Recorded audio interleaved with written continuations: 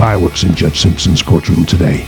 Mr. Ross feels as though he is not being represented properly, and he decides to turn the docket upside down, spewing out inmate words of wisdom while raising Simpson's blood pressure. If there is anything one should not do in this courtroom, is trying to tell Judge what to do. And sir, you just unscrewed yourself.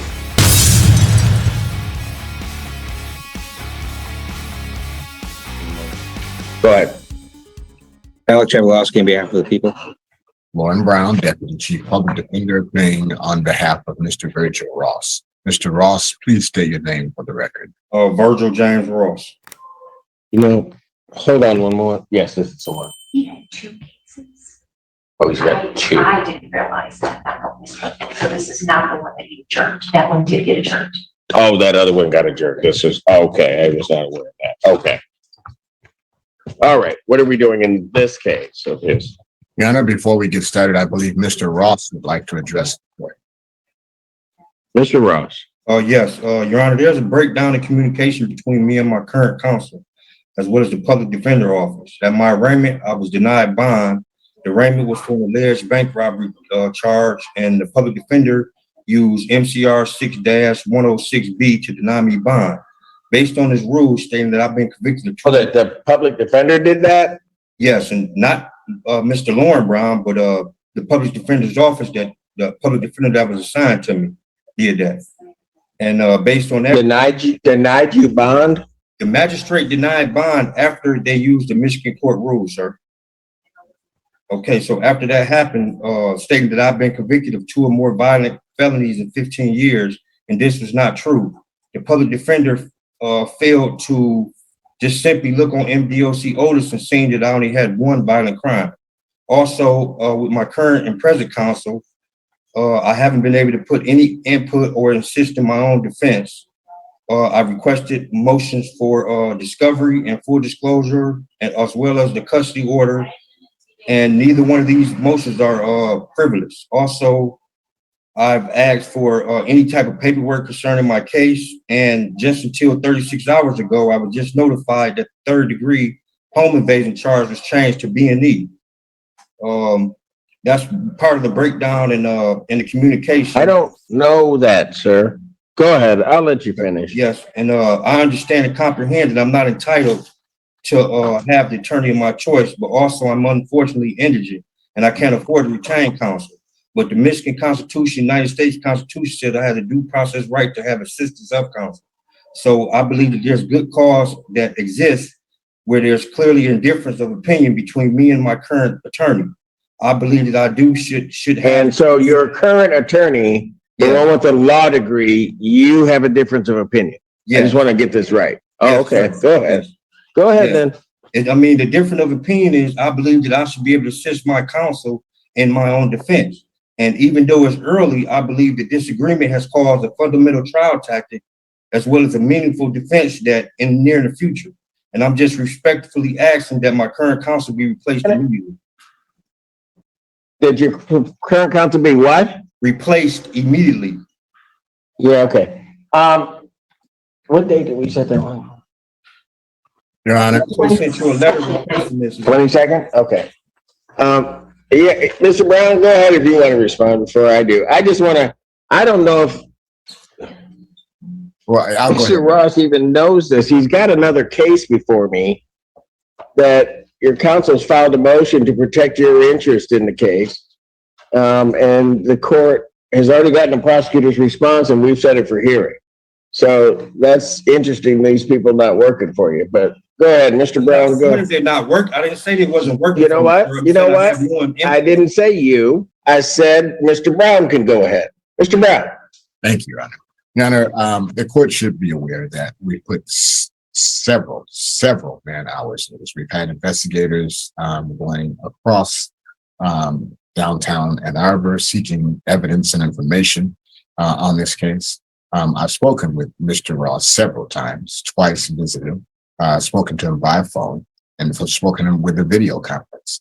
Mr. Ross believes that he cannot work with our office, and his belief is affecting our ability to be able to work for him in a zealous manner. So we are working for Mr. Ross. He doesn't believe that's the case, but I think that belief is the real thing here. That's going to cause a problem with our continuing to be able to zealously represent him, as he feels that his opinion on how things should be done is, if not superior, at least equal to ours. So that's all I'm going to say on it. Mr. Ross, anything else you want to say? Yes, I just believe that there's no transparency between me and my attorney. I believe that I should have my discovery. I believe I should have my police reports. I have none of these things. And I've been in this county jail for 5 months. Also, I should have been notified earlier of the charge being changed from a home invasion to a 3rd degree. So that in itself, that. Well, I don't know why you're in, why were you in there 5 months? I This said case, 5 weeks, sir. You were 5 weeks, 5 weeks. okay. I haven't gotten not one piece of paper from the public defender's office concerning either charge. So let's see. I don't have his bond as denied in this case. Is it the other case that it's denied? In the bank robbery, yes. Yeah, that's not before me today. Yes, it is, sir. How is not? I got 2 cases. Why? What? Hold on a minute. You're going to tell your attorney what to do, and then you're going to tell me what to do, I'm not telling nobody. or what I have. You should have 2 cases. You have 2 Listen cases. to me. That case, your counsel filed a motion to protect your interests. I just said it to you. The problem that you're having is you're not listening. Mr. Brown filed a very detailed motion with this court that this court reviewed, requested a response from the prosecutor. The prosecutor filed their response. This court immediately set that case because of partially the bond and the issue that Mr. Brown brought before the court. I set that case for hearing. What date, Miss? The 22nd. The 22nd at 2 p.m. So, sir, no, that case is not before me today. So, Your Honor, what I'm saying. Are we I don't have any understood? of this information. I don't know any of this. I haven't seen the motion. Well, now you do. It's horrible. Here's what we'll do. We'll just make this easy for everybody. What time is that other one set? 2 p.m. 2 p.m. All right. Court is going to find good cause to adjourn the probable cause conference in this manner. I will adjourn it 1 week out so that both of his cases can go together and he can still have his complaint, I guess, that he has. And maybe if he'd listen to his attorneys, he won't have the complaint. But I'll let him do what he's going to do. I'll adjourn it to June 22nd, 2023, 9 a.m. Motion. All right. See? Okay, why don't we do this? If he wants to play it that way, we'll just make both those hearings in person. Because if he wants to play that way, Mr. Brown, what do you want me to do with that? Your Honor, I will leave this completely in the court's discretion. Absolutely. Okay, let's bring him up. I'll set that in person. That's at 2 p.m. on the 22nd, and we'll see how he wants to act that day. His request for withdrawal of counsel denied. Bond continued. Thank you. Now you're done and can leave.